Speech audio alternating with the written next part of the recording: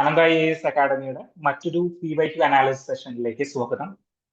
നമ്മൾ ഇന്ന് ചെയ്യാൻ ഉദ്ദേശിക്കുന്നത് നമ്മൾ ഇന്ത്യൻ പൊളിറ്റി എന്ന് പറയുന്ന സെഷനിലെ ഒരു 5 PYQs നമ്മൾ എടുക്കും. ആ 5 PYQs നമ്മൾ അതെങ്ങനെ ആൻസർ ചെയ്യാൻ പറ്റും എന്നുള്ളതൊന്ന് ഡീറ്റെയിൽ ആയിട്ട് നമ്മൾ നോക്കാൻ പോവുകയാണ്. നമ്മളിവിടെ ചെക്ക് ചെയ്യുന്നത് നമ്മളുടെ ഒരു കണ്ടന്റ് ക്ലാരിറ്റിയാണ്, അല്ലെങ്കിൽ ഒരു കൺസെപ്ച്വൽ ക്ലാരിറ്റിയാണ് നമ്മളിവിടെ ഐഡന്റിഫൈ ചെയ്യാൻ ഉദ്ദേശിക്കുന്നത്. ഇനി നമുക്ക് പ്രിലിമിനറി എക്സാമിനേഷന് ഒരു 15 ദിവസങ്ങളോളമേ ഉള്ളൂ. ഇന്നിപ്പോ 8-ാം തീയതിയായി, 9-ാം തീയതിയായി. ഇനി നമുക്ക് 16-17 ദിവസങ്ങളെ നമ്മളുടെ മുന്നിലുള്ളൂ. ഈ ദിവസങ്ങൾ കൊണ്ട് നമ്മൾ ഒരു ഡാറ്റകൾ കൂടുതലായിട്ട് നമ്മൾ മെമ്മറൈസ് ചെയ്യാണ്ട് നമുക്ക് കൺസെപ്ച്വലി നിങ്ങൾക്ക് എങ്ങനെ ഒരു 2-3 മാർക്ക്, അല്ലെങ്കിൽ പൊളിറ്റിയുടെ ഭാഗത്താണെങ്കിൽ ഒരു 3-4 മാർക്കുകൾ നിങ്ങൾക്ക് എങ്ങനെ കൂടുതലായിട്ട് നിങ്ങൾക്ക് സ്കോർ ചെയ്യാൻ പറ്റും എന്നുള്ളതാണ് നമ്മളുടെ ഈ ഒരു സെഷന്റെ ഉദ്ദേശം എന്ന് പറയുന്നത്. ഒരു കൺസെപ്റ്റൽ ക്ലാരിറ്റി നമ്മളിപ്പോ ഈ പഠിക്കുന്ന ദിവസങ്ങളിൽ ഉണ്ടാക്കിയെടുക്കാനായിട്ട് ശ്രമിക്കുക. ഫാക്ച്വൽ നോളജിനേക്കാൾ ഉപരി അത് എക്സാമിൽ നമ്മളെ ഹെൽപ്പ് ചെയ്യുന്ന ഏറ്റവും ഇമ്പോർട്ടന്റ് ആയിട്ടുള്ള ഒരു ഫാക്ടർ ആയിരിക്കും. ഇന്ന് നമ്മൾ ചെയ്യാൻ പോകുന്നത് നമ്മളൊരു 5 ടോപ്പിക്കുകൾ എടുക്കും. ഡിഫറെന്റ് ടോപ്പിക്കുകളായിട്ടുള്ള ഒരു 5 ക്വസ്റ്റ്യൻസ് നമ്മൾ എടുക്കും. ആ 5 ക്വസ്റ്റ്യനുകളും നമ്മൾ എങ്ങനെ എലിമിനേഷൻ ടെക്നിക്കുകളിലൂടെ, അല്ലെങ്കിൽ കറന്റ് നമുക്കുള്ള ഒരു നോളജ് വെച്ചുകൊണ്ട് നമുക്ക് എങ്ങനെ 5 ക്വസ്റ്റ്യനുകളെ അപ്രോച്ച് ചെയ്യാമെന്ന് നോക്കാം. നമുക്ക് സമയം കളയാതെ തന്നെ ഈ 5 ചോദ്യങ്ങളിലേക്ക് പോകാം. ഫസ്റ്റ് ക്വസ്റ്റ്യൻ വരുന്നത് ആർട്ടിക്കിൾ 356 റിലേറ്റ് ചെയ്തുകൊണ്ടാണ്. ആർട്ടിക്കിൾ 356 ബേസ് ചെയ്തുകൊണ്ട് ഒന്നാമത്തെ ചോദ്യം ചോദിക്കുന്നത് എങ്ങനെയാണെന്ന് വെച്ചാൽ, if the president of the India exercise his power as provided under article 356 of the constitution in respect of the particular state then. Article 356 പ്രഖ്യാപിച്ചു കഴിഞ്ഞു കഴിഞ്ഞാൽ എന്ത് സംഭവിക്കുന്നതാണ് ചോദിച്ചത്. ഉടനെ എന്ത് സംഭവിക്കുന്നതാണ് ചോദിച്ചത്. ഞാൻ ഈ സ്ലൈഡിൽ ഓൾറെഡി ആൻസർ മാർക്ക് ചെയ്തിട്ടുണ്ട്. അത് മുന്നേ ഒരു ക്ലാസ്സിൽ ഉണ്ടായിരുന്ന ഒരു സ്ലൈഡാണ്. ആ ആൻസറിലേക്ക് നമുക്ക് എങ്ങനെ എത്തിയെന്ന് നമുക്ക് നോക്കാം. ആൻസർ ബി ആയിട്ട് ഓൾറെഡി ഇവിടെ മാർക്ക് ചെയ്തുകൊണ്ട് നമുക്ക് കൂടുതൽ ഡിസ്കസ് ചെയ്യേണ്ട, നമുക്ക് ആൻസറിലേക്ക് എങ്ങനെ എത്തിയെന്ന് നോക്കാം. ആർട്ടിക്കിൾ 356 പ്രഖ്യാപിച്ചു കഴിഞ്ഞു കഴിഞ്ഞാൽ എന്ത് സംഭവിക്കും? The assembly of the state is automatically dissolve. അങ്ങനെ സംഭവിക്കും. അതോ the power of the legislature of the state shall be exercisable by or under the authority of the parliament. State legislature ഉണ്ടാകുന്ന നിയമങ്ങൾ എങ്ങനെയായിരിക്കും, ആരായിരിക്കും ഉണ്ടാക്കുന്ന സമയത്ത്? പാർലമെന്റ് ആയിരിക്കും. അതോ പ്രസിഡന്റ് ആയിരിക്കും? ആർട്ടിക്കിൾ 19 സിയിലേക്ക് വരികയാണെങ്കിൽ article 19 is suspended in that state. അങ്ങനെ സംഭവിക്കും. അതോ the president can make laws relating to that state. ഈ 4 ഓപ്ഷനുകൾ വായിച്ചു കഴിയുമ്പോൾ എനിക്ക് ഏറ്റവും ഇമ്പോർട്ടന്റ് ആയിട്ട് എലിമിനേറ്റ് ചെയ്യാൻ പറ്റുന്നത് ഓപ്ഷൻ സി ആണ്. The Article 19 is suspended in that state. Article 19 is suspended in that state. അങ്ങനെ സംഭവിക്കാനായിട്ടുള്ള ചാൻസ് ഉണ്ടോ? ഇല്ല. ആർട്ടിക്കിൾ 19 എപ്പോഴാണ് സസ്പെൻഡ് ചെയ്യുന്നത്? അത് നാഷണൽ എമർജൻസി പ്രഖ്യാപിക്കുമ്പോഴാണ്. ഇമ്പോർട്ടന്റ് ആയിട്ടുള്ള കാര്യം മറന്നു പോകരുത്. നാഷണൽ എമർജൻസി പ്രസിഡന്റ് റൂളും മാറിപ്പോകരുത്. നാഷണൽ എമർജൻസി പ്രഖ്യാപിക്കുമ്പോഴാണ് ആർട്ടിക്കിൾ 19 സസ്പെൻഡ് ചെയ്യുന്നത്. അതും എക്സ്റ്റേണൽ എമർജൻസി പ്രഖ്യാപിക്കുമ്പോൾ മാത്രമാണ്. പ്രസിഡന്റ് റൂൾ പ്രഖ്യാപിക്കുമ്പോൾ ആർട്ടിക്കിൾ 19 സസ്പെൻഡ് ചെയ്യാനുള്ള ചാൻസ് ഉണ്ടോ? ചാൻസ് ഉണ്ട്. എപ്പോഴാണ്? പ്രസിഡന്റ് റൂൾ പ്രഖ്യാപിക്കുന്ന വേളയിൽ നാഷണൽ എവിടെയെങ്കിലും, അതായത് രാജ്യത്തിന്റെ ഏതെങ്കിലും ഒരു ഭാഗത്ത് നാഷണൽ എമർജൻസി പ്രഖ്യാപിച്ചിട്ടുണ്ട് എങ്കിൽ നമ്മളുടെ ആർട്ടിക്കിൾ 19 വേണമെങ്കിൽ നമുക്ക് സസ്പെൻഡ് ചെയ്യാം. ഓക്കെ, അങ്ങനെ ഒരു പോസിബിലിറ്റി മാത്രമാണ്. Article 19 is suspended in that. Immediately അതൊരിക്കലും സംഭവിക്കില്ല. ഓക്കെ, അപ്പോ ഓപ്ഷൻ സി നമുക്ക് എലിമിനേറ്റ് ചെയ്യാൻ സാധിക്കും. പിന്നെ ഓപ്ഷൻ എയിലേക്ക് വരാം. The assembly of the state is automatically dissolve. State assembly automatically, അതായത് ഗവർണർ പ്രസിഡന്റിന് നിർദ്ദേശം കൊടുക്കുകയാണ്, സ്റ്റേറ്റിന് ഇങ്ങനെ ഒരു പ്രശ്നമുണ്ട്, അപ്പോൾ ഒരു പ്രസിഡന്റ് റൂൾ പ്രഖ്യാപിക്കണമെന്ന് നിർദ്ദേശം കൊടുത്ത് അത് പ്രസിഡന്റ് അക്സെപ്റ്റ് ചെയ്ത ഓൺ ദ സ്പോട്ടിൽ ഓട്ടോമാറ്റിക്കലി ഡിസോൾവ് ആവുന്ന പറയുന്നത്. അങ്ങനെ സംഭവിക്കും? ഇല്ല. നിങ്ങൾ ഈ 356 ചാപ്റ്റർ, നാഷണൽ എമർജൻസി പ്രസിഡന്റ് റൂളിന്റെ ചാപ്റ്റർ റിവൈസ് ചെയ്തിട്ടുണ്ടെങ്കിൽ നിങ്ങൾ ഒരു കേസ് ലോ പഠിക്കും. SR Bommai versus union of India. SR Bommai versus union of India 1991 എന്ന് പറയുന്ന കേസ് ലോയിൽ അവരെന്താ പറയുന്നത്? അങ്ങനെ ഓട്ടോമാറ്റിക്കലി ഡിസോൾവ് ആവില്ല, സസ്പെൻഡ് ആണ് ആവുന്നത്. അതിനുശേഷം പാർലമെന്റ് അംഗീകരിച്ചു കഴിഞ്ഞു കഴിഞ്ഞാൽ മാത്രമേ ഇത് ഓട്ടോമാറ്റിക്കലി ഡിസോൾവ് ആവൂ. ഡിസോൾവ് ഇമ്മീഡിയറ്റ്ലി സംഭവിക്കുന്ന ഒരു കാര്യമല്ല. അങ്ങനെയാണെങ്കിൽ പ്രസിഡന്റ് റൂൾ പ്രഖ്യാപിച്ചു കഴിഞ്ഞു കഴിഞ്ഞാൽ പെട്ടെന്ന് തന്നെ നമുക്ക് നമ്മളുടെ സംസ്ഥാനത്തെ നിയമസഭയെ താഴെയിടാലോ. അങ്ങനെ ഒരിക്കലും സംഭവിക്കത്തില്ല. ഓട്ടോമാറ്റിക്കലി ഡിസോൾവ് അല്ല അവിടെ സംഭവിക്കുന്നത്, ഓട്ടോമാറ്റിക്കലി സസ്പെൻഡ് ആവുകയാണ്. ദെൻ പാർലമെന്റ് അത് അംഗീകരിച്ച് ഒരു നിയമമായി പാസ്സാക്കി കഴിഞ്ഞു കഴിഞ്ഞാൽ മാത്രമേ ആ നിയമം പ്രാബല്യത്തിലാവുള്ളൂ. അപ്പോൾ മാത്രമേ ഡിസോൾവ് ആവുകയുള്ളൂ. ഓക്കെ, അപ്പോ സിയും എയും നമ്മൾ എലിമിനേറ്റ് ചെയ്തു. ഇനി ഒരു ഡൗട്ട് വരാനായിട്ടുള്ള ഒരു സാധ്യതയുള്ള ഒരു കാര്യം എന്ന് പറഞ്ഞു കഴിഞ്ഞാൽ, the power of the legislature of the state shall be exercisable by or under the authority of the parliament. അതായത് പാർലമെന്റ് ആണോ അതോ the president can make law relating to the state. ആ സ്റ്റേറ്റിനെ സംബന്ധിക്കുന്ന കാര്യങ്ങൾ പ്രസിഡന്റ് ആണ്. നമ്മൾ പേര് കേൾക്കുമ്പോൾ പ്രസിഡന്റ് റൂൾ എന്നാണ് പറയുന്നത്, അല്ലെങ്കിൽ ആർട്ടിക്കിൾ 56 എന്ന് പറയുമ്പോൾ പ്രസിഡന്റ് റൂൾ പ്രഖ്യാപിക്കുക, രാഷ്ട്രപതി ഭരണം പ്രഖ്യാപിക്കുക എന്നുള്ളതാണ് പറയുന്നത്. പക്ഷെ പ്രസിഡന്റ് എപ്പോഴെങ്കിലും നേരിട്ട് നിയമം പാസ്സാക്കി അവിടെ ഭരിക്കുന്ന ഒരു അവസ്ഥ വരാറുണ്ടോ? ഇല്ല. പ്രസിഡന്റ് ഈ റൂള് ഡെലിഗേറ്റ് ചെയ്യും, പ്രസിഡന്റിന് നിർദ്ദേശമുള്ള ഒരാൾക്ക് കൊടുക്കുകയോ അല്ലെങ്കിൽ പാർലമെന്റിന് ഈ നിയമം പാസ്സാക്കാനായിട്ടുള്ള അധികാരം കൊടുക്കുകയോ ചെയ്യും. അങ്ങനെയാണ് പ്രസിഡന്റ് റൂള് ഇംപ്ലിമെന്റ് ചെയ്യുന്നത്. സോ പ്രസിഡന്റ് റൂള് പ്രഖ്യാപിച്ചു കഴിഞ്ഞു കഴിഞ്ഞാൽ ആ സ്ഥലത്ത് നിയമങ്ങൾ ഉണ്ടാക്കുവാനായിട്ടുള്ള അധികാരം ആർക്കാണ്? പാർലമെന്റിനാണ്. പാർലമെന്റിന് ആ അധികാരം ആര് കൊടുക്കുന്നു? പ്രസിഡന്റ് കൊടുക്കുന്നു. മനസ്സിലായോ? അല്ലാണ്ട് പ്രസിഡന്റ് നേരെ വന്ന് അവിടുത്തെ ഒരു രാജാവായിട്ട് അഭിസംബോധന ചെയ്യുക അല്ലെങ്കിൽ പ്രഖ്യാപിക്കുകയൊന്നും അല്ല. പകരം പ്രസിഡന്റ് ഈ ഒരു റൈറ്റ് പാർലമെന്റിന് കൊടുക്കും. പാർലമെന്റ് അതിന്റെ മേലെ നിയമങ്ങൾ പാസ്സാക്കുകയും ചെയ്യും. അങ്ങനെയാണ് അതിന്റെ ഒരു പ്രൊസീജിയർ വരുന്നത്. സോ നമുക്ക് സിമ്പിളി ഓപ്ഷൻ ബിയിലേക്ക് കടക്കാം. ഈ ഒരു ചോദ്യം ആർട്ടിക്കിൾ 56 കുറിച്ച് ഡീറ്റെയിൽ ആയിട്ടൊന്ന് പഠിച്ച ഒരു വിദ്യാർത്ഥിക്ക്, ഒരു ആസ്പിരന്റിന് ക്രാക്ക് ചെയ്യാൻ പറ്റുന്ന ഒരു സിമ്പിൾ ആയിട്ടുള്ള ചോദ്യമാണ്. നിങ്ങൾക്ക് എയും സിയും എലിമിനേറ്റ് ചെയ്യാൻ പറ്റി കഴിഞ്ഞ് കഴിഞ്ഞാൽ 2 ഓപ്ഷനിലേക്ക് നിങ്ങൾ ചുരുങ്ങി. ദെൻ നിങ്ങൾ ഡി വരില്ല എന്നൊരു ചിന്തയിലേക്ക് എത്തിക്കഴിഞ്ഞാൽ, അത് പ്രസിഡന്റ് അല്ല, ലൈക്ക് പാർലമെന്റ് ആണ് ഇത് ചെയ്യേണ്ടത് എന്നുള്ള ഒരു നോളജ് ഉണ്ടെങ്കിൽ തന്നെ നിങ്ങൾക്ക് ഡിയിലേക്ക് എത്താനായിട്ട് സാധിക്കും. ഓക്കെ, അപ്പൊ നമുക്ക് നെക്സ്റ്റ് ക്വസ്റ്റ്യനിലേക്ക് പോവാം. Next question is related to interstate water dispute. ഇതും സിമ്പിൾ ആയിട്ടുള്ള ഒരു ചോദ്യമാണ്. കൺസെപ്റ്റിൽ ക്ലാരിറ്റി ഉണ്ടെങ്കിൽ നമുക്കൊരു 30 സെക്കൻഡ് ടു 2 മിനിറ്റ്സിനുള്ളിൽ നമുക്ക് ആൻസർ ചെയ്ത് പോകാൻ പറ്റുന്ന ഒരു ചോദ്യമാണ്. സോ ഇതെങ്ങനെയാണെന്ന് നോക്കാം. Consider the following statements. Article 1, first statement, article 262 of the Constitution provide for the adjudication of interstate water disputes. ആണോ? സോ ആർട്ടിക്കിൾ 262 അറിയാവുന്ന ഒരാൾക്ക് ഇത് ശരിയാക്കാൻ പറ്റും. ഫസ്റ്റ് സ്റ്റേറ്റ്മെന്റ് കറക്റ്റ് ആണോ തെറ്റാണോ എന്ന് അറിയാൻ പറ്റും. ആർട്ടിക്കിൾ 262 എന്താ പറയുന്നത്? The parliament can make laws. Interstate water ഡിസ്പ്യൂട്ടിനെ സംബന്ധിച്ചുള്ള കാര്യങ്ങൾ, അല്ലെങ്കിൽ വാട്ടർ ഡിസ്പ്യൂട്ട്, 2 സംസ്ഥാനങ്ങൾക്കിടയിലുള്ള വാട്ടർ ഡിസ്പ്യൂട്ടിനെ സംബന്ധിച്ചുള്ള കാര്യങ്ങളിൽ പാർലമെന്റിന് നിയമം പാസ്സാക്കാനായിട്ട് അധികാരം നൽകുന്ന നിയമമാണ് ആർട്ടിക്കിൾ 262. സോ അഡ്ജൂഡിക്കേഷൻ ഒരു സാധ്യത കോൺസ്റ്റിറ്റ്യൂഷൻ പ്രൊവൈഡ് ചെയ്യുന്നുണ്ട് എന്നാണ് അവിടെ പറയുന്നത്. So first statement is correct. അത് എല്ലാവരും ശരിയാക്കുന്ന ഒരു ചോദ്യമാണ്. അപ്പൊ രണ്ടാമത്തേലേക്ക് വന്നാലും, രണ്ടാമത്തെ സ്റ്റേറ്റ്മെന്റ് ആണ് കുറച്ച് കൺഫ്യൂസിംഗ് ആയിട്ട് വരുന്നുണ്ടെങ്കിൽ വരാൻ സാധിക്കും. മനസ്സിലായത്? Original jurisdiction of the supreme court extend to the interstate water dispute.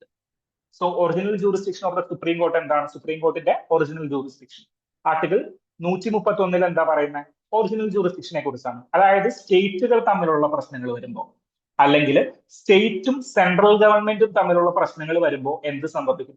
അത് സുപ്രീം കോർട്ടിന്റെ ഒറിജിനൽ ജൂറിസ്ഡിക്ഷൻ ആയിട്ട് സംഭവിക്കും. അങ്ങനെയാണെങ്കിൽ ഇന്റർസ്റ്റേറ്റ് വാട്ടർ ഡിസ്പ്യൂട്ട് എന്ന് പറഞ്ഞു കഴിഞ്ഞാൽ 2 സംസ്ഥാനങ്ങൾ തമ്മിലുള്ള പ്രശ്നങ്ങളല്ലേ? അപ്പൊ അത് അതിൽ വരുമോ? വരില്ല. ആ ആർട്ടിക്കിൾ 131 എക്സ്പ്രസ്ലി എടുത്തു പറയുന്നുണ്ട്, ഏതെങ്കിലും നിയമങ്ങളിൽ എക്സ്പ്രസ്ലി ലിമിറ്റ് ചെയ്യുന്നുണ്ടെങ്കിൽ ആ നിയമങ്ങൾ നമ്മളുടെ സുപ്രീം കോടതിയുടെ ഒറിജിനൽ ജൂറിസ്ഡിക്ഷനിൽ വരില്ല. ആർട്ടിക്കിൾ 131 പ്രകാരമുള്ള ഒറിജിനൽ ജൂറിസ്ഡിക്ഷനിൽ ആ നിയമങ്ങൾ വരില്ല എന്ന് എടുത്തു പറയുന്നുണ്ട്. സോ ഈ ഒരു രീതിയിൽ നമുക്ക് ആ ചോദ്യത്തെ അനലൈസ് ചെയ്യാം. സോ 2 തെറ്റാണ്, 1 ശരിയാണ്. സോ നമുക്ക് ഓപ്ഷൻ എ എന്നുള്ള ഒരു രീതിയിലേക്ക് നമുക്ക് ഇതിനെ ആൻസർ വരാം. ഇവിടെ സാധാരണയായി UPSCക്ക് പഠിക്കുന്ന ഒരു സ്റ്റുഡൻസിന് മറ്റൊരു ഡൗട്ട് വരാം. സോ ഇത് ആർട്ടിക്കിൾ 142 ദ കംപ്ലീറ്റ് ജസ്റ്റിസ് എന്ന് പറയുന്ന ഒരു പോർഷൻ ഉണ്ടല്ലോ. ആർട്ടിക്കിൾ 142 പ്രകാരം ഒരു കംപ്ലീറ്റ് ജസ്റ്റിസ് ഏത് കേസ് വേണമെങ്കിലും സുപ്രീം കോർട്ടിന് എടുക്കാമെന്നുള്ളൊരു പോസിബിലിറ്റി ഉണ്ടല്ലോ. സോ അത് ഇവിടെ വരാൻ സാധ്യതയുണ്ടോ എന്നുള്ളതാണ് നമ്മൾ അടുത്തതായിട്ട് അനലൈസ് ചെയ്യാൻ പോകുന്നത്. സോ ഈ ദിവസങ്ങളിൽ പത്രങ്ങളിൽ കറങ്ങി നടക്കുന്ന ഒരു ന്യൂസ് ആണ് ആർട്ടിക്കിൾ 142 റിലേറ്റ് ചെയ്തുകൊണ്ട്. സോ അത് വായിച്ച് ഒരു മെമ്മറൈസ്, ഒരു സബ് കോൺഷ്യസ് മൈൻഡിൽ ഒരു ആർട്ടിക്കിൾ 142 റിലേറ്റഡ് ആയിട്ടുള്ള എന്തെങ്കിലും കാര്യമുള്ള ഒരു സ്റ്റുഡന്റിനെ സംബന്ധിച്ചിടത്തോളം എന്ത് സംഭവിക്കും? അത് വരാം. സോ അതുകൊണ്ട് ഈ സ്റ്റേറ്റ്മെന്റ് കറക്റ്റ് ആയിട്ട് എടുക്കാൻ സാധിക്കുമോ എന്നൊരു ഡൗട്ട് വരാനായിട്ടുള്ള സാധ്യതയുണ്ട്. ഈ ഈ പെർട്ടിക്കുലർ ക്വസ്റ്റ്യനിൽ ആർട്ടിക്കിൾ 131നെയാണ് കോട്ട് ചെയ്തിരിക്കുന്നത്. ഓക്കെ, സോ ആർട്ടിക്കിൾ 142 എന്താ പറയുന്നത്? അതായത് കംപ്ലീറ്റ് ജസ്റ്റിസിന് വേണ്ടിയിട്ട് ഏത് കേസും സ്വന്തം കേസായിട്ട് പരിഗണിക്കാം എന്നാണ് പറയുന്നത്. ഏത് കേസും സുപ്രീം കോടതിക്ക് എടുത്തുകൊണ്ട് അതിനെ റിവ്യൂ ചെയ്യാം എന്നാണ് ആർട്ടിക്കിൾ 142 കംപ്ലീറ്റ് ജസ്റ്റിസ് പ്രകാരം പറയുന്നത്. ഓക്കെ, അപ്പോ അത് റിലേറ്റഡ് ആയിട്ട് വേണമെങ്കിൽ ഇന്റർസ്റ്റേറ്റ് വാട്ടർ ഡിസ്പ്യൂട്ട് എടുക്കാം. പക്ഷെ അതല്ല ഇവിടെ ചോദിച്ചിരിക്കുന്നത്. ഒറിജിനൽ ജൂറിസ്ഡിക്ഷൻ പ്രകാരം ഈ ഇന്റർസ്റ്റേറ്റ് വാട്ടർ ഡിസ്പ്യൂട്ട് വരുമോ ഇല്ലയോ എന്നുള്ളതാണ്. മനസ്സിലായോ? അപ്പൊ ക്വസ്റ്റ്യൻ വായിക്കുമ്പോൾ കൃത്യമായിട്ട് വായിക്കുക. കൺസെപ്ച്വൽ ക്ലാരിറ്റി ഉണ്ടെങ്കിൽ നമുക്കത് എലിമിനേറ്റ് ചെയ്ത് കളയാൻ പറ്റും. മനസ്സിലായോ? സോ അത് കംപ്ലീറ്റ് ജസ്റ്റിസിന്റെ പാർട്ടല്ല. ആർട്ടിക്കിൾ 142 റിലേറ്റഡ് ആയിട്ടുള്ള ക്വസ്റ്റൻ അല്ല, ആർട്ടിക്കിൾ 131 റിലേറ്റഡ് ആയിട്ടുള്ള ക്വസ്റ്റൻ ആണ് എന്ന് നമുക്ക് ഐഡന്റിഫൈ ചെയ്ത് കഴിഞ്ഞാൽ തന്നെ ഇതിനൊരു 2 മിനിറ്റ്സിൽ നമുക്ക് ആൻസർ ചെയ്യാൻ പറ്റും. സോ ഇതിൽ ആൻസർ വരുന്നത് കറക്റ്റ് ആൻസർ ആണ് ചോദിച്ചിരിക്കുന്നത്. Statement given above are correct എന്നാണ് ചോദിച്ചിരിക്കുന്നത്. So option A one only ആണ്, വൺ ഓൺലി സ്റ്റേറ്റ്മെന്റ് ആണ് കറക്റ്റ് ആയിരിക്കുന്നത്. ഓക്കെ, ഇത് 2013 ചോദിച്ച ഒരു ക്വസ്റ്റൻ ആണ് related to interstate water dispute. Okay, അപ്പോൾ നമുക്ക് നെക്സ്റ്റ് ക്വസ്റ്റ്യനിലേക്ക് മൂവ് ചെയ്യാം. Next question is related to local self government. So ഇത് റിലേറ്റീവ്ലി ഒരു സിമ്പിൾ ആയിട്ടുള്ള ഒരു ക്വസ്റ്റൻ ആണ്. ലൈക്ക് പഞ്ചായത്ത് രാജ് എന്ന് പറയുന്ന ഒരു ചാപ്റ്ററിലെ പഞ്ചായത്ത് രാജ് എന്ന് പറയുന്ന ഒരു ചാപ്റ്റർ നമ്മൾ പഠിച്ചിട്ടുണ്ടെങ്കിൽ തന്നെ നമുക്ക് സിംപ്ലി ആൻസർ ചെയ്ത് വിത്തിൻ 30 സെക്കൻഡിൽ ആൻസർ ചെയ്യാൻ പറ്റുന്ന ഒരു ക്വസ്റ്റൻ ആണ്. Local self government can be best explained as an exercise in ഫെഡറലിസത്തിലാണോ, ഡെമോക്രാറ്റിക് ഡീസെൻട്രലൈസേഷനിലാണോ, അഡ്മിനിസ്ട്രേറ്റീവ് ഡെലിഗേഷനിലാണോ, അതോ ഡയറക്റ്റ് ഡെമോക്രസിയിലാണോ? സോ ലോക്കൽ സെൽഫ് ഗവൺമെന്റ് എന്ന് പറഞ്ഞു കഴിഞ്ഞാൽ പഞ്ചായത്തുകൾക്ക് അധികാരം കൊടുക്കുന്നു, താഴെത്തട്ടിലുള്ള ഗവൺമെന്റുകൾക്ക് അധികാരം കൊടുക്കുന്നു. ഇതാണ് ലോക്കൽ സെൽഫ് ഗവൺമെന്റിന്റെ ഏറ്റവും അടിസ്ഥാനപരമായിട്ടുള്ള കാര്യം. അത് ഫെഡറലിസത്തിന്റെ ബേസിസിൽ വരും? ഡെഫിനറ്റ്ലി ഇല്ല. ഫെഡറലിസം എന്ന് പറഞ്ഞു കഴിഞ്ഞാൽ നമ്മൾ കഴിഞ്ഞ ക്ലാസ്സുകളിൽ ഡീറ്റെയിൽ ആയിട്ട് ഡിസ്കസ് ചെയ്തിട്ടുണ്ടായിരുന്നു എന്താണ് ഫെഡറലിസം. അതായത് 2 പവർ അതോറിറ്റികൾ ഉണ്ടെങ്കിൽ അവർക്കിടയിൽ പവർ എങ്ങനെ ഡിവൈഡ് ചെയ്ത് കൊടുക്കുന്നു എന്നുള്ളത് ഡീറ്റെയിൽ ആയിട്ട് പറയുന്ന ഒരു കാര്യമാണ് ഫെഡറലിസം എന്ന് പറയുന്നത്. സെന്റർ സ്റ്റേറ്റ് റിലേഷനെ കുറിച്ചൊക്കെ നമ്മൾ പറഞ്ഞപ്പോൾ നമ്മൾ മുന്നേ ചെയ്തിട്ടുള്ള പല ക്ലാസ്സുകളിലും നമ്മൾ ഇതിനെക്കുറിച്ച് ഡീറ്റെയിൽ ആയിട്ട് ഡിസ്കസ് ചെയ്തിട്ടുണ്ട്. ഓക്കെ, അപ്പോൾ ഫെഡറലിസം എന്ന് പറയുന്ന ടോപ്പിക് ഒരിക്കലും വരില്ല. പിന്നെ ഡെമോക്രാറ്റിക് ഡീസെൻട്രലൈസേഷൻ ആണ്. അപ്പോൾ നമ്മൾ ഈ ലോക്കൽ സെൽഫ് ഗവൺമെന്റിന്റെ ചാപ്റ്ററിൽ നമ്മൾ ഒരു പ്രാവശ്യം അല്ലെങ്കിൽ 2 പ്രാവശ്യം റിവൈസ് ചെയ്തിട്ടുള്ള ഒരാൾ മിനിമം ഒരു 10 പ്രാവശ്യം ഡെമോക്രാറ്റിക് ഡീസെൻട്രലൈസേഷൻ എന്ന് പറയുന്ന ഒരു വാക്ക് കേട്ടിട്ടുണ്ട്. അതാണോ എന്നാണ് UPSC എടുത്ത് ചോദിച്ചിരിക്കുന്നത്. സോ സിംപിളി നമുക്ക് ഒരു 30 സെക്കൻഡിൽ ആൻസർ ചെയ്യാൻ പറ്റുന്ന ഒരു ചോദ്യമാണ് ഈ ഡെമോക്രാറ്റിക് ഡീസെൻട്രലൈസേഷൻ എന്ന് പറയുന്നത്. സോ ഇങ്ങനെയുള്ള ചോദ്യങ്ങൾ ശരിക്കും ഒരു ബൗൺസർ ആണ്. ക്രിക്കറ്റ് കളിക്കുമ്പോൾ നമ്മൾ ഒരു ബൗൺസറി അടിക്കുന്ന പോലെയാണ്. നമുക്ക് അറിയാൻ പാടില്ലെങ്കിൽ ലീവ് ചെയ്യാൻ പറ്റുന്ന ഒരു ക്വസ്റ്റൻ ആണ്. അല്ലെങ്കിൽ അറിയാമെങ്കിൽ നമുക്ക് 2 മാർക്ക് സിംപിളി കിട്ടുന്ന ഒരു ചോദ്യമാണ് ഈ മൂന്നാമത്തെ ചോദ്യം, ലോക്കൽ സെൽഫ് ഗവൺമെന്റ് റിലേറ്റഡ് ആയിട്ടുള്ള ചോദ്യങ്ങൾ. ഓക്കെ, സോ ഇതിന് ആൻസർ വരുന്നത് ബി ആണ്, ഡെമോക്രാറ്റിക് ഡീസെൻട്രലൈസേഷൻ. ബാക്കി 2 ഓപ്ഷനുകൾ കൂടി നമുക്കൊന്ന് ചെക്ക് ചെയ്യാം. സോ അഡ്മിനിസ്ട്രേറ്റീവ് ഡെലിഗേഷൻ ആണോ? അഡ്മിനിസ്ട്രേറ്റീവ് ഡെലിഗേഷൻ എന്ന് പറഞ്ഞു കഴിഞ്ഞാൽ എന്താണ് ഉദ്ദേശിക്കുന്നത്? അതായത് ബ്യൂറോക്രാറ്റിക് ലെവലിലുള്ള കാര്യങ്ങൾ, ഇപ്പോ ഒരു നിയമത്തിന്റെ കരട് പാസ്സാവുകയും നിയമം പാർലമെന്റിൽ പാസ്സാക്കുകയും ബാക്കിയുള്ള കാര്യങ്ങൾ അതിന്റെ റൂൾസുകൾ നിർമ്മിക്കാനായിട്ട് അങ്ങനെയുള്ള കാര്യങ്ങൾക്ക് അഡ്മിനിസ്ട്രേറ്റീവ് റിലേറ്റഡ് ആയിട്ടുള്ള കാര്യങ്ങൾ താഴെത്തട്ടിലുള്ള ബ്യൂറോക്രാറ്റുകൾക്ക് കൊടുക്കുന്നതിനെയാണ് അഡ്മിനിസ്ട്രേറ്റീവ് ഡെലിഗേഷൻ എന്ന് പറഞ്ഞു കഴിഞ്ഞാൽ. ഡെലിഗേഷൻ എന്ന് പറഞ്ഞു കഴിഞ്ഞാൽ അതോറിറ്റി ഇരിക്കുമ്പോൾ തന്നെ ചില കാര്യങ്ങൾ താഴെത്തട്ടിലുള്ള ഹൈറാർക്കിയിൽ താഴെത്തട്ടിലുള്ള ആളുകൾക്ക് നിർമ്മിക്കുവാനായിട്ട് കൊടുക്കുന്നതിനെയാണ് അതോറിറ്റി റിറ്റെയിൻസ് ദ സെയിം ബട്ട് ബാക്കിയുള്ള കാര്യങ്ങൾ താഴെത്തട്ടിലുള്ള ആളുകൾക്ക് നിയമങ്ങളാണെങ്കിൽ നിയമങ്ങൾ നിർമ്മിക്കുവാനായിട്ടുള്ള അവസരങ്ങൾ കൊടുക്കുന്നതിനെയാണ് അഡ്മിനിസ്ട്രേറ്റീവ് ഡെലിഗേഷൻ എന്ന് പറയുന്നത്. So option C is particularly related to bureaucracy. അവിടെ ലോക്കൽ സെൽഫ് ഗവൺമെന്റിന് വേണ്ടിയിട്ട് ഒന്നും ചെയ്യാനായിട്ടില്ല. സോ ഓപ്ഷൻ സി നമുക്ക് എലിമിനേറ്റ് ചെയ്യാം, ഓപ്ഷൻ എ നമുക്ക് എലിമിനേറ്റ് ചെയ്യാം. Direct democracy. ഇവിടെ ഡൗട്ട് വരാൻ പോകുന്നത് ഡയറക്റ്റ് ഡെമോക്രസിയും ഡെമോക്രാറ്റിക് ഡീസെൻട്രലൈസേഷനും തമ്മിലാണ്. ഡയറക്റ്റ് ഡെമോക്രസി എന്ന് പറഞ്ഞു കഴിഞ്ഞാൽ ഡയറക്ട്ലി നമ്മൾ വോട്ട് ചെയ്യുന്നു എന്നുള്ളതാണ്. മനസ്സിലായോ? നിയമാധികാരത്തിന് നമ്മൾ ഓരോരുത്തരെയും നമ്മൾ തെരഞ്ഞെടുക്കുന്നു എന്നുള്ള ഒരു ഡെഫിനറ്റ് നോളജിലാണ് ഡയറക്റ്റ് ഡെമോക്രസി വരുന്നത്. അതിനേക്കാളും കുറച്ചുകൂടി ഫിറ്റ് ആയിരുന്നത് ഡെമോക്രാറ്റിക് ഡീസെൻട്രലൈസേഷൻ ആണ്. മനസ്സിലാവും? ഇപ്പൊ ഡയറക്റ്റ് ഡെമോക്രസി എന്ന് പറയുന്ന ഒരു ടേമിനെ നിങ്ങൾക്ക് അറിയില്ല എങ്കിൽ കൂടി ഡെമോക്രാറ്റിക് ഡീസെൻട്രലൈസേഷൻ എന്ന് പറയുന്നത് നിങ്ങൾ വാക്ക് കേട്ടിട്ടുണ്ടെങ്കിൽ ഡെഫിനറ്റ്ലി നിങ്ങൾക്ക് അത് ചൂസ് ചെയ്യാൻ പറ്റും. ഓക്കെ, അപ്പോൾ ഈ ക്വസ്റ്റ്യൻ സിമ്പിൾ ആയിട്ട് നമുക്ക് അനലൈസ് ചെയ്ത് ആൻസർ ഉണ്ട്. വിത്തിൻ 30 സെക്കൻഡിൽ നമുക്ക് ആൻസർ കണ്ടുപിടിക്കാൻ പറ്റുന്ന ഒരു ചോദ്യമാണ് ഈ മൂന്നാമത്തെ ചോദ്യം എന്ന് പറയുന്നത്. സോ നെക്സ്റ്റ് ക്വസ്റ്റ്യനിലേക്ക് നമ്മൾ പോയി കഴിഞ്ഞാൽ next question is related to state finance commission. So എന്താണ് ചോദ്യം ചോദിച്ചിരിക്കുന്നത് നമുക്ക് നോക്കാം. Which one of the following authorities make recommendations to the governor of a state as to the principles for determining the taxes and duties which may be appropriated by the panchayat in a particular state. So ഒരു particular സ്റ്റേറ്റിലെ പഞ്ചായത്തിന് appropriate ചെയ്യേണ്ട ടാക്സുകൾ ഉണ്ടാവും. Tax ഡെവല്യൂഷനെ കുറിച്ച് നമ്മൾ പറയുമ്പോൾ tax താഴെത്തട്ടിലേക്ക് കൊടുക്കണമല്ലോ. അപ്പൊ പഞ്ചായത്തിന് ഡിവോൾവ് ചെയ്യേണ്ട ടാക്സുകളിൽ ഗവർണർക്ക് റെക്കമെൻഡേഷൻ കൊടുക്കുന്നത് ആരാണ്? അതായത് ഇത്ര ടാക്സുകൾ പഞ്ചായത്തുകൾക്ക് നമ്മൾ കൊടുക്കണം, ടാക്സ് റവന്യൂവിന്റെ ഇത്ര ശതമാനം നമ്മൾ പഞ്ചായത്തുകൾക്ക് കൊടുക്കണം എന്ന് ഗവർണർക്ക് റെക്കമെൻഡേഷൻ കൊടുക്കുന്നത് ആരാണ്? ഡിസ്ട്രിക്ട് പ്ലാനിംഗ് കമ്മിറ്റീസ് ആണോ, സ്റ്റേറ്റ് ഫിനാൻസ് കമ്മീഷൻ ആണോ, ഫിനാൻസ് മിനിസ്ട്രി ആണോ, അല്ലെങ്കിൽ പഞ്ചായത്ത് രാജ് മിനിസ്ട്രി ആണോ? ഇവിടെ നമുക്ക് സിമ്പിൾ ആയിട്ട് ആൻസർ കണ്ടുപിടിക്കാം. നമ്മൾ ആർട്ടിക്കിൾ 280 ടാക്സ് ഡെവല്യൂഷന് നമ്മളുടെ ഫിനാൻസ് കമ്മീഷന്റെ ആർട്ടിക്കിൾ ആണ് ആർട്ടിക്കിൾ 280 എന്ന് പറയുന്നത്. 280 സെന്ററിൽ എങ്ങനെയാണ് ഫിനാൻസ് കമ്മീഷൻ പ്രവർത്തിക്കുന്നത് എന്ന് മനസ്സിലാക്കി കഴിയുന്ന ഒരാൾക്ക് സിമ്പിളി ഓപ്ഷൻ ബിയിലേക്ക് എത്താനായിട്ട് സാധിക്കും. മനസ്സിലായോ? District planning committee, option A എന്ന് പറയുന്ന ഡിസ്ട്രിക്ട് പ്ലാനിംഗ് കമ്മിറ്റികൾ എങ്ങനെയാണ് പ്രവർത്തിക്കുന്നത് നമുക്ക് നോക്കാം. ഡിസ്ട്രിക്ട് പ്ലാനിംഗ് കമ്മിറ്റി എന്ന് പറഞ്ഞു കഴിഞ്ഞാൽ പേര് ഇൻഡിക്കേറ്റ് ചെയ്യുന്നത് പോലെ തന്നെ ഡിസ്ട്രിക്റ്റിന് വേണ്ടിയുള്ള പ്ലാനുകൾ നിർമ്മിക്കുക അല്ല എക്സാക്ട്ലി, ഗ്രാമപഞ്ചായത്ത് ലെവലിലും ബ്ലോക്ക് പഞ്ചായത്ത് ലെവലിലും ഡിസ്ട്രിക്ട് ലെവലിലുമുള്ള പ്ലാനുകൾ അംഗീകരിക്കുകയാണ് ഡിസ്ട്രിക്ട് പ്ലാനിംഗ് കമ്മിറ്റിയുടെ ഉത്തരവാദിത്വം എന്ന് പറയുന്നത്. അതായത് ഈ പഞ്ചായത്ത് രാജ് ആക്ട് വന്നേ പിന്നെ പ്ലാനുകൾ നിർമ്മിക്കുന്നത് ഗ്രാമസഭകൾ കൂടിയിട്ട് ഓരോ വാർഡിനും ഓരോ പ്ലാനുകൾ നിർമ്മിക്കും. അത് പഞ്ചായത്ത് അംഗീകരിക്കും, ബ്ലോക്ക് പഞ്ചായത്ത് അംഗീകരിക്കും, ഡിസ്ട്രിക്ട് പഞ്ചായത്തുകൾ അംഗീകരിക്കും. ഇങ്ങനെയാണ് അതിന്റെ ഒരു സ്ട്രക്ചർ പോകുന്നു. അതിനുശേഷം ഇത് ടോട്ടലി അംഗീകരിക്കുന്നു. ഒരു ഡിസ്ട്രിക്റ്റിന്റെ ടോട്ടൽ പ്ലാനുകൾ, ഒരു വർഷത്തേക്കുള്ള പ്ലാനുകൾ അംഗീകരിക്കുന്നത് ഡിസ്ട്രിക്ട് പ്ലാനിംഗ് കമ്മിറ്റിയാണ്.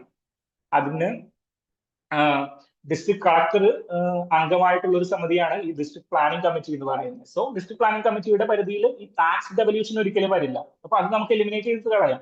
പിന്നെ finance ministry of the state, finance minister വരുമോ എന്ന് നിങ്ങൾക്ക് സംശയം തോന്നുകയാണെങ്കിൽ നിങ്ങൾ ആർട്ടിക്കിൾ 280 സെൻട്രൽ ഫിനാൻസ് കമ്മീഷൻ അല്ലെങ്കിൽ ഫിനാൻസ് കമ്മീഷൻ എന്ന് പറയുന്ന ഒരു കാര്യം ചെയ്യുന്നതിൽ ഫിനാൻസ് മിനിസ്ട്രിക്ക് റോൾ ഉണ്ടോ എന്ന് നോക്കാം. ഡെഫിനറ്റ്ലി നിങ്ങൾക്ക് റോൾ ഇല്ല എന്ന് മനസ്സിലായോ?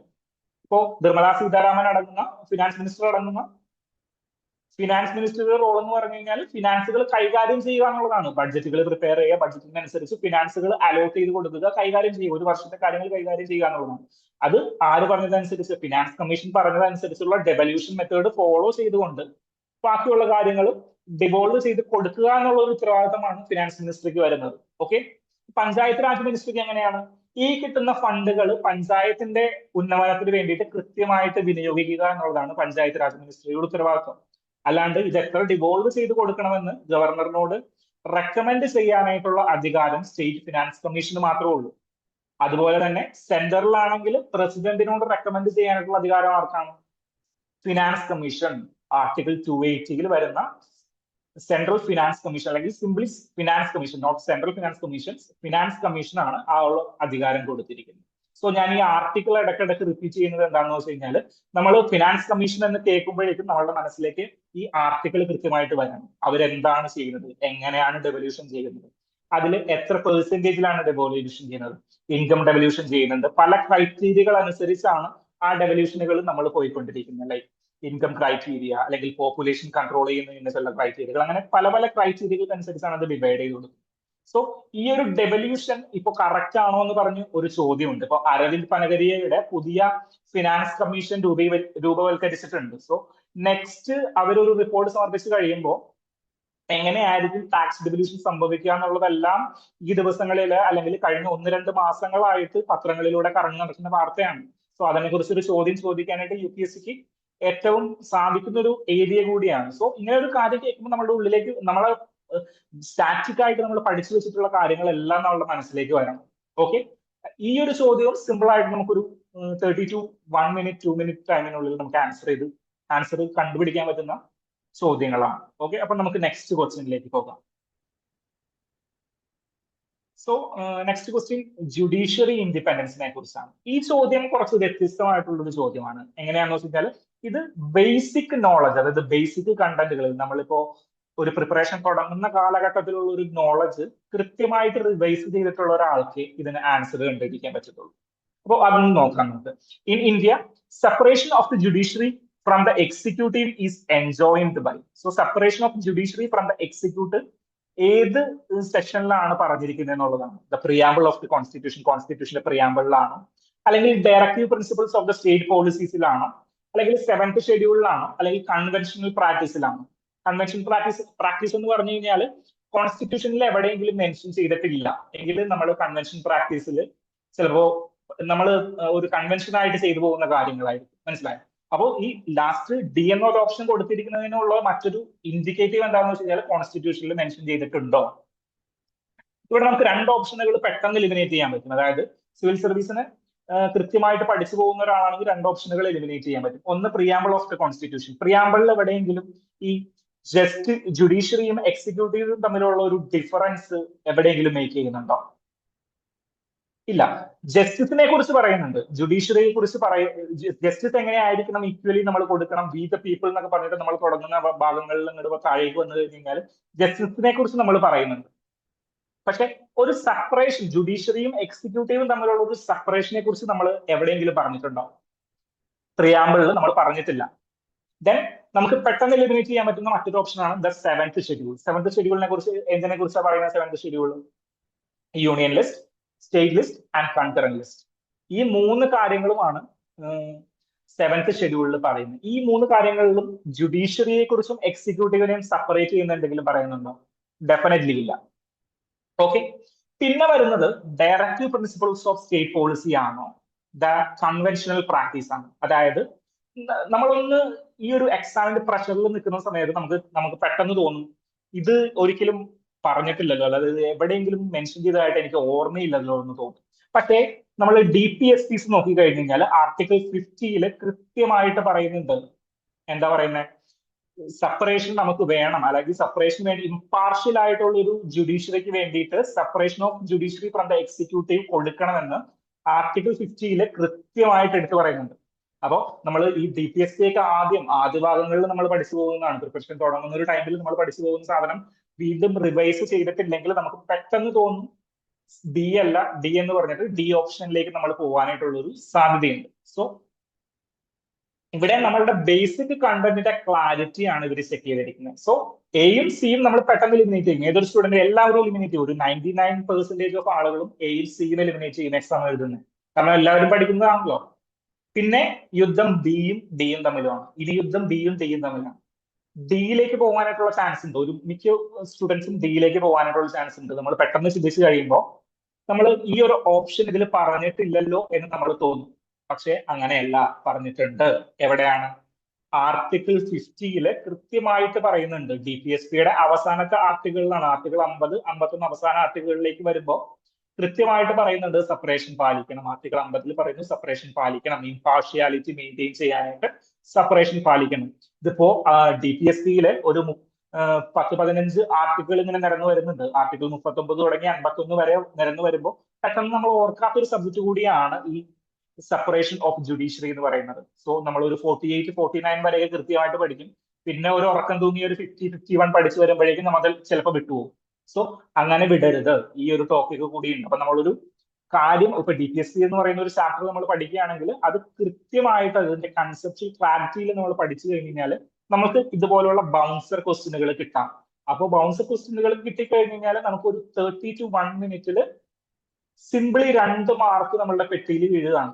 ചിലപ്പോൾ 2 മാർക്കായിരിക്കും നമ്മളുടെ പ്രിലിംസിന്റെ കട്ട് ഓഫ് നിർണ്ണയിക്കുന്നത്. മനസ്സിലായോ? 2 മാർക്കിന് പ്രിലിംസ് പാസ്സായി കഴിഞ്ഞു കഴിഞ്ഞാൽ നിങ്ങൾക്ക് മെയിൻസ് എഴുതാമെന്നുള്ള ഒരു ഓപ്ഷൻ വരാം. മനസ്സിലായോ? അപ്പൊ പൊളിറ്റിയുടെ ഭാഗത്ത് നമുക്ക് ക്രിക്കറ്റിൽ ബൗൺസറുകൾ എറിയുന്നത് പോലെ 1-2 ക്വസ്റ്റ്യനുകൾ എല്ലാ കൊല്ലവും റിപ്പീറ്റഡ് ആയിട്ട് കാണുന്നുണ്ട്.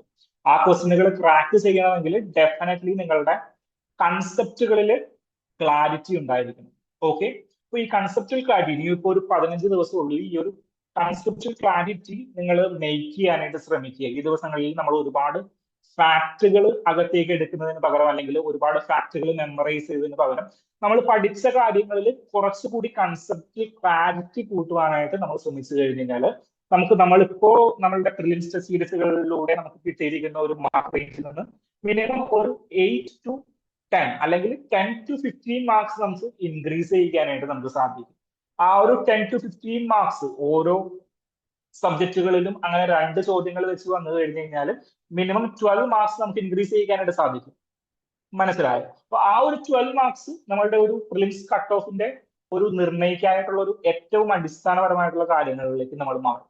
ഓക്കെ. അപ്പൊ പഠിക്കുമ്പോൾ ഇനി നമ്മൾ കണ്ടന്റുകളിൽ കൂടുതൽ ശ്രദ്ധ കേന്ദ്രീകരിക്കാതെ കൺസെപ്ഷ്യൽ ക്ലാരിറ്റിയിലേക്ക് കൂടി നമ്മൾ നോക്കാനായിട്ട് ശ്രമിക്കുക. അങ്ങനെയാണെങ്കിൽ ഡെഫിനറ്റ്ലി നിങ്ങൾ പ്രിലിംസ് ക്ലിയർ ആവുന്നതാണ്. ഓക്കെ.